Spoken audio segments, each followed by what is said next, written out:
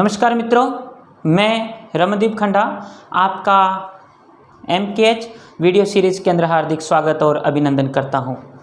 आज हम कक्षा 10 के चैप्टर नंबर 8 जीवों में जनन कैसे होता है के बारे में विस्तार से अध्ययन करेंगे। तो सर्वप्रथम हमारे पास जो टॉपिक है, जीवों में जनन किस प्रकार से होता है। जनन, सर्वप्रथम हमारे पास ये पॉइंट है, जनन किसे कहते हैं, जनन क्या होता है या जनन किसे कहते हैं। तो जनन का तात्पर्य होता है सजीवों का वह गुण जिसमें वह अपनी संख्या में निरंतर वृद्धि करते हैं।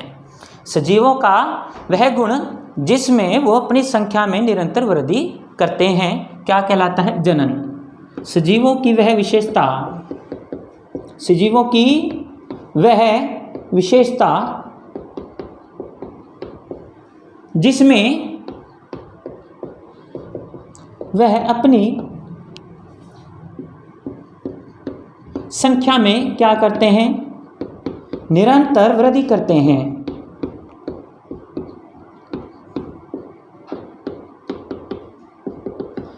आपने अपनी छोटी कक्षाओं में सजीव और निर्जीव के बारे में पढ़ा होगा। सजीव यानी कि जिनके अंदर जान है। सजीवों के क्या क्या गुणधर्म होते हैं।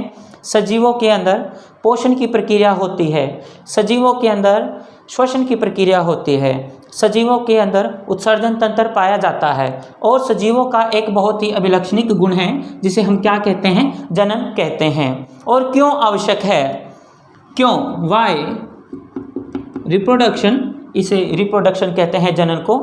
यह क्यों आवश्यक है, इससे क्या होता है कि सजीवों की यानी कि जो जाति है, उस जाति की जो समष्टि है या उस जाति का अस्तित्व है बना रहता है। इससे सजीवों की जिस जाति है उसके अंदर जनन हो रहा है, उस जाति का क्या बना रहता है, अस्तित्व बना रहता है, यानी कि वो हमारे सामने बनी रहती है, हमें पता लगता रहता है कि हाँ ये जाति है। जैसे आपने बाघ संरक्षण या बाघ परियोजनाओं के बारे में पढ़ा होगा, आपने संकटग्रस्त जातियों के बारे में पढ़ा होगा। ऐसी जातियां जो क्या है, विलुप्त होने के कगार पर हैं, तो उन्हें क्या कहा जाता है, संकटग्रस्त। जैसे बाघ है, शेर है, हाथी है, गेंडा है। अब इन्हें क्या करते हैं, इनका संरक्षण किया जाता है। कैसे संरक्षण किया जाता है, अब इनको सबसे पहले इनको रहने के लिए यानी कि आवास की सुविधा प्रदान की जाती है। आवास के साथ साथ इनको भोजन उपलब्ध कराया जाता है। अब भोजन के साथ साथ एक अभिलक्षणिक प्रक्रिया, इनके अंदर प्रजनन की प्रक्रिया भी करवाई जाती है। संकटग्रस्त प्रजाति क्यों है, इसलिए है क्योंकि उनकी संख्या निरंतर क्या हो रही है, डाउन जा रही है। उनकी संख्या निरंतर क्या हो रही है, कम हो रही है। और उनकी संख्या को हम कैसे बढ़ा सकते हैं, उनके अंदर आपसी जो प्रजनन या जनन की प्रक्रिया होती है, इसके द्वारा हम इसको बढ़ा सकते हैं। तो इतना टॉपिक आपको क्लियर हो गया होगा। जनन किसे कहते हैं, सजीवों की वह विशेषता जिसमें वह अपनी संख्या में निरंतर क्या करते हैं, वृद्धि करते हैं। और क्यों आवश्यक है, क्योंकि इससे उस सजीवों की जाति का अस्तित्व बना रहता है। इतनी बात आपको क्लियर हो गई। अब उसके उपरांत हम प्रारंभ करते हैं कि ये सजीव, उनकी जातियाँ कैसे बनती हैं। आपने देखा होगा, और ये क्यों आवश्यक है। प्रत्येक सजीव के अंदर क्या पाई जाती है, विभिन्नता। विभिन्नता से तात्पर्य है सजीव लक्षणों में क्या होते हैं, भिन्न भिन्न होते हैं। और ये सजीव लक्षणों में भिन्न भिन्न किस कारण से होते हैं। आपने छोटी कक्षाओं में, अपनी 9th कक्षा में एक चैप्टर को पढ़ा था जिसका नाम था कोशिका, सजीवों की मूलभूत इकाई, जिसे हमने क्या कहा था, कोशिका कहा था। कोशिका के मध्य के अंदर एक केंद्रक पाया जाता है। क्या पाया जाता है, एक केंद्रक पाया जाता है जिसकी दोहरी झिल्ली होती है, और बीच के अंदर कुछ यहाँ पर छिद्र पाए जाते हैं जहाँ से पदार्थों का आवागमन होता है। और इस केंद्रक के अंदर एक इनका आनुवंशिक पदार्थ होता है जिसे हम कहते हैं गुणसूत्र। क्या कहते हैं, गुणसूत्र कहते हैं। गुणसूत्र हमेशा उलझी हुई अवस्था में होते हैं। कौन सी अवस्था में होते हैं, उलझी हुई। जिस प्रकार से हम, मेरे पास बहुत सारे धागे हैं, उन धागों को उलझा हुआ रखा हुआ है। तो उसी प्रकार से ये गुणसूत्र रखे हुए हैं। अब ये गुणसूत्र किन के द्वारा बनते हैं, थोड़ी चर्चा हम गुणसूत्र के ऊपर करते हैं क्योंकि यह ही बहुत ज़रूरी है। जनन का जो टॉपिक है वो तब तक आपको समझ नहीं आएगा जब तक आप गुणसूत्र और डीएनए के बारे में हम चर्चा न कर लें। गुणसूत्रों का निर्माण किन से होता है, डीएनए प्लस हिस्टोन प्रोटीन। ये एक प्रोटीन है, हिस्टोन प्रोटीन। समझ आई बात आपको, हिस्टोन प्रोटीन समझे इस बात को। मैंने हिस्टोन प्रोटीन लिया और हिस्टोन प्रोटीन के ऊपर डीएनए को क्या कर दिया, लपेट दिया। जो मेरे पास ये संरचना बनी इसे मैं क्या कहूँगा, इसे गुणसूत्र का नाम दूंगा। और वहाँ से निकाल लिया क्या मैंने, डीएनए को निकाल लिया। अब डीएनए की संरचना द्विलक या डबल स्टैंड होती है। यह है डीएनए की संरचना। क्या है ये, डीएनए की संरचना। इसके अंदर दो सिरे होते हैं जिसे कहते हैं 3 एंड और 5 एंड, और इस सिरे को 5 एंड 3 एंड कहते हैं। ठीक है, अब देखिए ये जो डीएनए है, डीएनए के दोनों जो लक होते हैं या दोनों स्टैंड होते हैं वो किसके द्वारा बंधे हुए होते हैं। आपने अपने घरों में सीढ़ी देखी होगी इस प्रकार से। आप डीएनए की कल्पना इससे भी कर सकते हैं। ये डीएनए के दोनों स्टैंड हैं, एक स्टैंड को 3 एंड और 5 एंड और एक को 5 एंड और 3 एंड कहते हैं। और जो ये दोनों स्टैंड हैं नाइट्रोजनी क्षारक के द्वारा बंधे हुए होते हैं इस तरह से।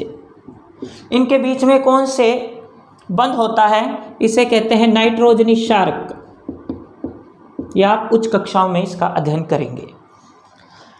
अब ये दोनों स्टैंड हैं, मैंने इनको लिया और इसको इस तरह से घुमा दिया तो ये इस तरह से डीएनए की संरचना हमारे पास बन गई। मेन क्या है, मेन हमारे पास डीएनए है, इसके द्वारा ही आगे बढ़ा जा सकता है। अब यह क्यों इम्पोर्टेंट है, क्यों यह महत्वपूर्ण है, ये जनन के अंदर क्या इसकी भूमिका क्या है। इसकी ही भूमिका सबसे ज़्यादा अहम है, इसका रोल सबसे ज़्यादा अहम है। क्या वो है कि ये डीएनए है, ये एक सूचनाओं का बहुत लंबी श्रृंखला है। सूचनाओं की क्या है, एक बहुत लंबी श्रृंखला है। जिस प्रकार एक डाकिये के पास एक बॉक्स के अंदर बहुत सारी चिट्ठियाँ होती हैं और उस चिट्ठी के अंदर अलग अलग सूचना होती है, इसी प्रकार से एक डीएनए के अंदर बहुत तरह की सूचनाएं होती हैं। हम बात करें लैंगिक जनन की, लैंगिक जनन के अंदर 2 जनक होते हैं, नर और मादा, और उनसे युग्मकों का निर्माण होता है। युग्मक के अंदर क्या पाया जाता है, डीएनए ही होता है। क्या होता है, डीएनए होता है। यहां पर एक शब्द आएगा अनुवांशिकी। क्या शब्द आएगा, अनुवांशिकी। अनुवांशिकी का मतलब होता है गुणों का एक पीढ़ी से दूसरी पीढ़ी में जाना। वंशानुगत जो लक्षण होते हैं उनके अध्ययन हम विज्ञान के जिस भाग में करते हैं उन्हें क्या कहते हैं, अनुवांशिकी। अनुवांशिकी को आप साधारण भाषा में समझिए, हम जो हैं अपने जो पेरेंट्स हैं या उनके पेरेंट्स हैं, हम उनसे मिलते जुलते हैं। हमारी शक्लें, हमारे हाव भाव, हमारे बोलने का तरीका, चलने का तरीका, खाने का तरीका, या हमारी शक्लें, हमारी आँखों का रंग, हमारी लंबाई, ये सब कुछ, ये जितना भी सिस्टम है ये सारा का सारा किस पर डिपेंड करता है, अनुवांशिकी। और अनुवांशिकी किसके कारण आती है, इस डीएनए के कारण आती है। किसके कारण आती है, इस डीएनए के कारण आती है। डीएनए का ये भाग कहलाता है, ये जो एक भाग है डीएनए का एक टुकड़ा है, इसे कहते हैं जीन। इसे क्या कहते हैं, जीन। थोड़ा आप ध्यान से समझिए इसको, हम बहुत ज़्यादा सूक्ष्म चीज़ों को पढ़ रहे हैं। सर्वप्रथम मैंने आपको बताया जनन क्या होता है और ये क्यों ज़रूरी है। उसके उपरांत मैंने आपको बताया कि ये जनन की प्रक्रिया प्रारंभ कहाँ से होती है। ये प्रारंभ होती है कोशिका के अंदर पाए जाने वाले गुणसूत्रों के द्वारा होती है। गुणसूत्र के अंदर क्या पाए जाते हैं? डीएनए और हिस्टोन प्रोटीन पाए जाते हैं। डीएनए और हिस्टोन प्रोटीन पाए जाते हैं। डीएनए की संरचना द्विलक है, डबल हेलिक्स जिसको कहते हैं। क्या कहते हैं? Double helix. 2 स्ट्रैंड है इस तरह से, ठीक है, और ये दोनों बीच के अंदर से जुड़े हुए हैं। कंप्लीट है इतना, बिल्कुल सिंपल है ये, ठीक है। और देखो ये कोशिका बहुत छोटी होती है, आप एक सुई की नोक के ऊपर भी 3-4 कोशिकाओं को रख सकते हो, इतनी ज़्यादा छोटी होती है। अब उसके हम जो न्यूक्लियस है उसका जो केंद्रक है, केंद्रक के अंदर गुणसूत्र, और गुणसूत्र के अंदर क्या पाए जा रहे हैं? डीएनए पाया जा रहा है। मैंने उस डीएनए को निकाला है और उस डीएनए का एक भाग क्या कहला रहा है? जिसे मैं कह रहा हूँ जीन कह रहे हैं, जीन। अब जीन क्या होता है? मैंने आपको बताया पूरा का पूरा जो डीएनए है वो एक सूचनाओं की श्रृंखला है, बहुत लंबी चेन है। इसके एक भाग में एक अलग सूचना है, इसके दूसरे भाग में अलग सूचना है, तीसरे भाग में अलग सूचना, चौथे भाग में अलग सूचना। फर्स्ट में मान लो त्वचाकरण कि ये जो आने वाली जो संतान है, जो होने वाले जो, यानी कि ये संदेश को लेकर जाता है कि इस व्यक्ति का रंग गोरा है, तो ये जो रंग है वो फेयर के करैक्टर को आगे लेकर जाएगा। ये हो गया। दूसरा पार्ट आप समझ लो, लंबाई के लिए हो, लंबाई मतलब कि या तो कितना लंबा है वो उसकी सूचना को लेकर जाएगा। ये अलग भाग है, समझाई बात आपको। एक भाग किसी एक लक्षण को प्रदर्शित करता है, उसे क्या कहते हैं? जीन कहते हैं। डीएनए का वह खंड या वह भाग जो किसी एक लक्षण को प्रदर्शित, निरूपित या नियंत्रित करता है, उसे हम क्या कहते हैं? जीन कहते हैं। उसे हम क्या कहते हैं? जीन कहते हैं। इतनी बात आपको समझ आ गई होगी। अब यहाँ पर जो ये कोशिका है, अब ये कोशिका विभाजन अवस्था में जाती है। कौन सी अवस्था में जाती है? विभाजन की अवस्था में जाती है। विभाजन का मतलब होता है डिवाइड होना। ये एक कोशिका है, एक कोशिका से कितनी कोशिकाएं बन जाती है? 2 कोशिका बन जाती है। ये मैंने मार्क करके उदाहरण से आपको बताया। जैसे ये एक कोशिका है, एक से कितने बन गई? 2, 2 से 4, 4 से 8, 8 से 16, फिर इसी तरह से आगे विभाजित होकर, डिवाइड होकर ये आगे बढ़ती चली जाती है। अब बात करते हैं मनुष्य के शरीर की। मनुष्य के शरीर के अंदर 23 जोड़ी गुणसूत्र पाए जाते हैं। मनुष्य की एक कोशिका के अंदर कितने जोड़ी गुणसूत्र पाए जाते हैं? कितने पैर पाए जाते हैं? पैर मतलब जोड़े, कितने युग्म पाए जाते हैं? ये युग्म होते हैं 23 जोड़ी। कितने जोड़ी गुणसूत्र? 23 जोड़ी गुणसूत्र पाए जाते हैं। 23 जोड़ी गुणसूत्र पाए जाते हैं, जिसमें 22 जोड़ी तो क्या होते हैं? समजात होते हैं। 22 जोड़ी गुणसूत्र क्या होते हैं? समजात होते हैं। 22 जोड़ी से तात्पर्य है 44 गुणसूत्र क्या होते हैं? समजात गुणसूत्र होते हैं। जबकि जो 23वां जोड़ी है, 23वां जोड़ी गुणसूत्र है, वो क्या होता है? वो भिन्न होता है। इसे कहते हैं लिंग गुणसूत्र कहते हैं। इसे क्या कहते हैं? लिंग गुणसूत्र कहते हैं। इतनी बात आपको समझ आ गई होगी। फिर से कितने जोड़ी गुणसूत्र पाए जाते हैं? 23 जोड़ी गुणसूत्र पाए जाते हैं। 22 जोड़ी समजात होते हैं, जबकि 23वां जो जोड़ी है उसे क्या कहते हैं? लिंग गुणसूत्र कहते हैं। अब लिंग गुणसूत्र है, यही निर्धारण करता है कि नर है या मादा है। यहाँ पे मैं आपको जो बताने का प्रयास कर रहा हूँ वो ये है कि मनुष्य के अंदर इन जो 22 जोड़ी गुणसूत्रों से जितने भी अंगों का निर्माण होगा, यहाँ पर विभाजन को जो ये किस प्रकार का विभाजन होगा? यहाँ पर विभाजन होता है समसूत्री प्रकार का। कौन से प्रकार का विभाजन होता है? आप नोट कर लीजिए इसको। यहाँ पर विभाजन होता है समसूत्री प्रकार का। 22 जोड़ी गुणसूत्रों से जितने भी अंगों का निर्माण होगा उसके अंदर कौन सा विभाजन होगा? उन अंगों में समसूत्री विभाजन होगा, जबकि लिंग गुणसूत्रों में हमेशा अर्धसूत्री विभाजन होता है। कौन सा विभाजन होता है? अर्धसूत्री विभाजन होता है। अब हम करेंगे अर्धसूत्री और समसूत्री विभाजन। कौन सा विभाजन? समसूत्री और अर्धसूत्री विभाजन को हम अब अच्छे से पढ़ेंगे। इतना आपने नोट कर लिया होगा, अच्छे से आपको समझ आ गया होगा, मैं आशा करता हूँ।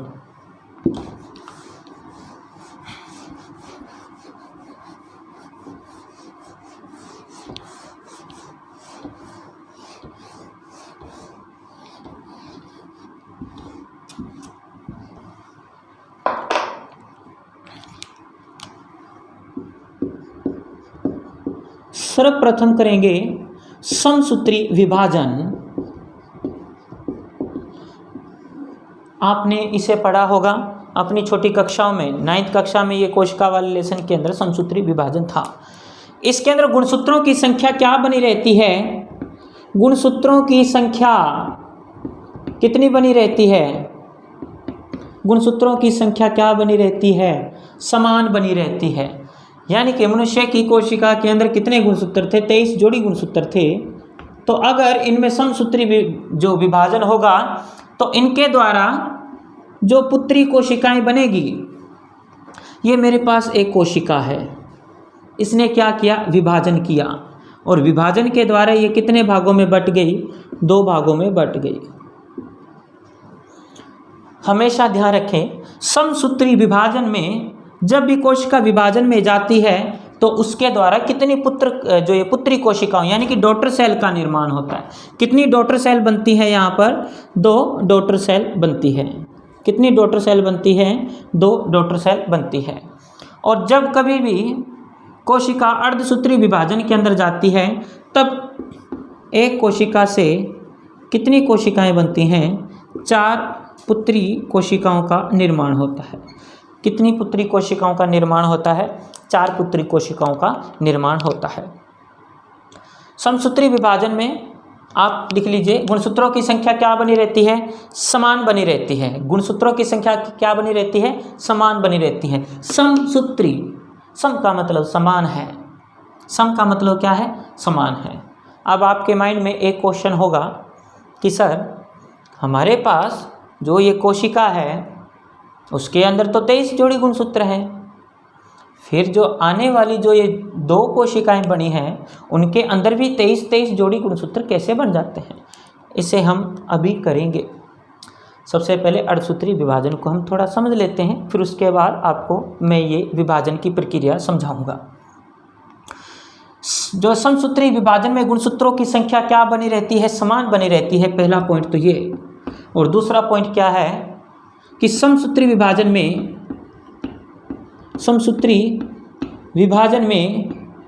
विभाजन के दौरान कितनी पुत्री कोशिकाएं बनती हैं? 2 पुत्री कोशिकाएं बनती हैं। कितनी पुत्री कोशिकाएं बनती हैं? 2 पुत्री कोशिकाएं बनती हैं, या इनका निर्माण होता है। इतना समझ आ गया। उसके बाद है अर्धसूत्री विभाजन। कौन सा विभाजन है? अर्धसूत्री विभाजन। अर्धसूत्री विभाजन।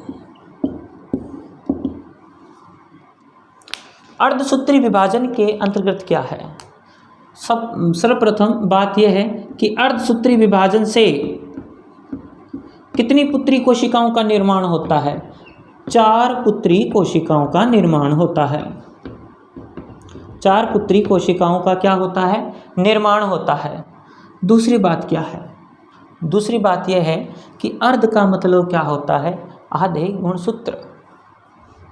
कितने गुणसूत्र? आधे गुणसूत्र। यानी कि मेरे पास 23 जोड़ी थे, लेकिन अब इनकी जो ये पुत्री कोशिकाएं बनी हैं उनके अंदर 23 गुणसूत्र रह जाएंगे काउंटिंग में, न कि 23 जोड़ी। आपको बात अच्छे से समझ आ गई होगी। यहाँ पर जो समसूत्री विभाजन में जो पुत्री कोशिकाएं बन रही हैं उनके अंदर 23 जोड़ी गुणसूत्र हैं, लेकिन यहाँ पर गुणसूत्रों की संख्या कितनी रह गई? गुणसूत्रों की संख्या क्या हो जाती है? आधी हो जाती है। कितनी हो जाती है?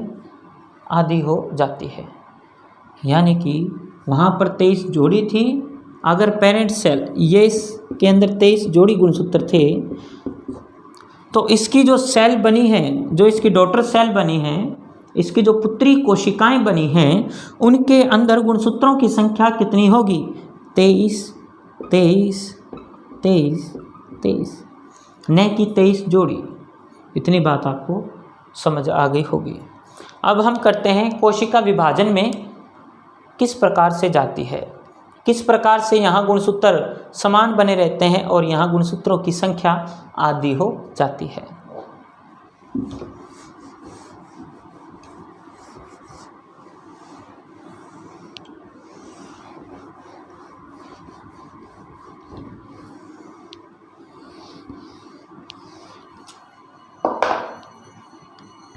समझेगा। कोशिका विभाजन, कोशिका का क्या होगा? विभाजन।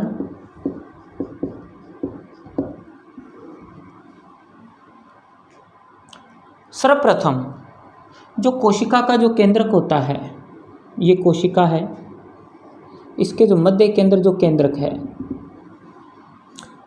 ये इंटरफेज के अंदर जाता है, अंतरावस्था के अंदर जाता है, और इसके अंदर जो गुणसूत्रों की संख्या है वो डबल होने लग जाती है। आप कहोगे सर डबल कैसे होने लग जाती है? इसके लिए हम फिर से डीएनए की संरचना को देखते हैं। मैंने बताया था कोशिका के अंदर केंद्र, केंद्र के अंदर गुणसूत्र और गुणसूत्र के अंदर डीएनए। ये डीएनए है।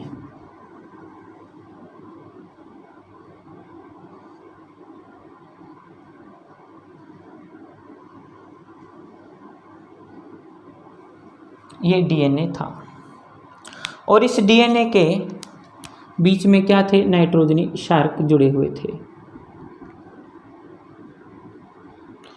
कोशिका विभाजन से पहले क्या करती है? अपने जो गुणसूत्र हैं उनकी संख्या में क्या करती है? वृद्धि करती है। यानी कि डीएनए की संख्या क्या हो जाती है? डबल हो जाती है। अब आप कहोगे सर ये डबल कैसे होती है? इसको समझिएगा। ये 2 स्टैंड हैं। मैंने आपको बताया था ये सीढ़ी की तरह हैं, जैसे अपने घरों में सीढ़ी होती है स्टेप बाय स्टेप चढ़ने के लिए। अब इसको जैसे ही मैं इसको सीधा करूं तो ये इस प्रकार से शो होगा।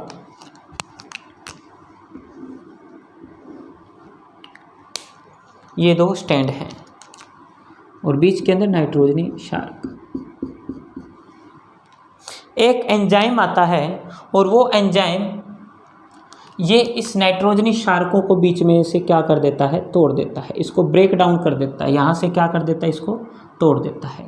दोनों हेलिक्स या दोनों स्टैंड क्या हो जाते हैं? अलग अलग हो जाते हैं। इतनी बात क्लियर हो गई, कंप्लीट है। दोनों स्टैंड क्या हो गए? अलग अलग हो गए। अब क्या होगा?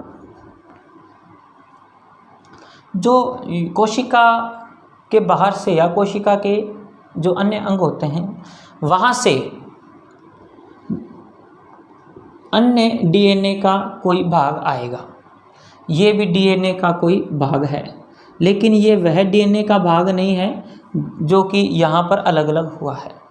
ये डीएनए का भाग, एक भाग इससे अभिक्रिया कर लेगा और एक भाग इससे अभिक्रिया कर लेगा।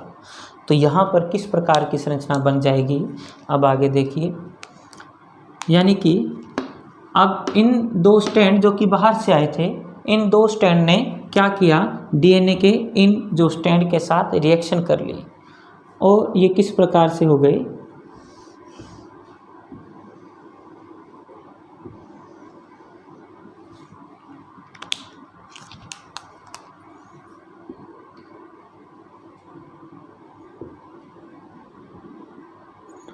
ओके, बात समझ आ गई होगी आपको।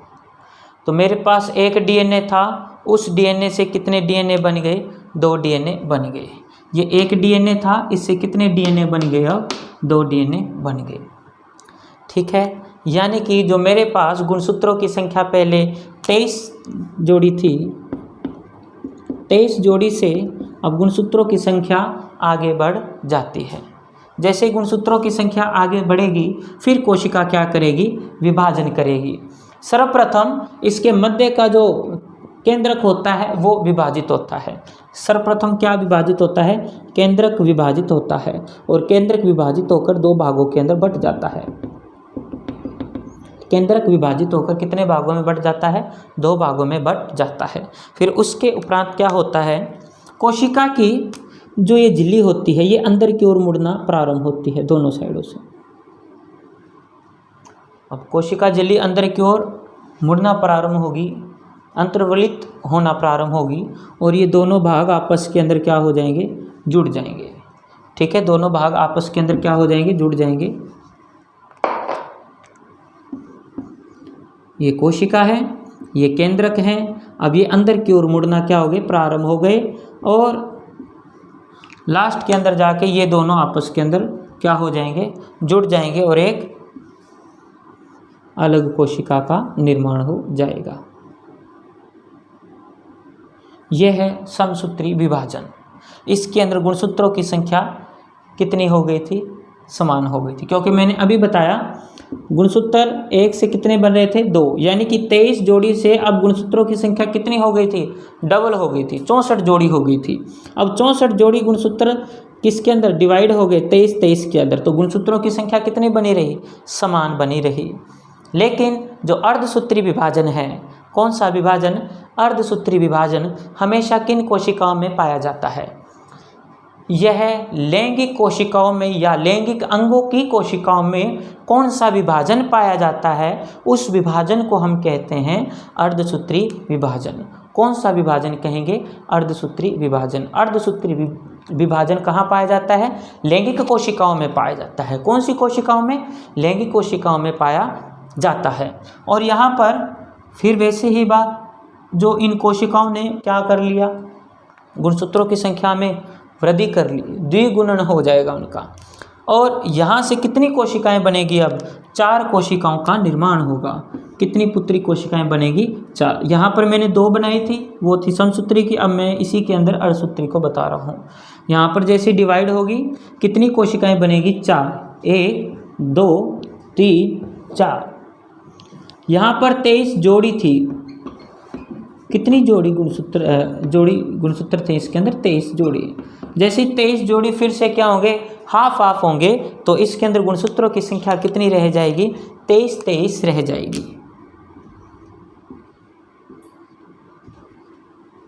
कितनी रह जाएगी? 23 रह जाएगी। ये इसका केंद्रक है, और केंद्रक के अंदर ये गुणसूत्र।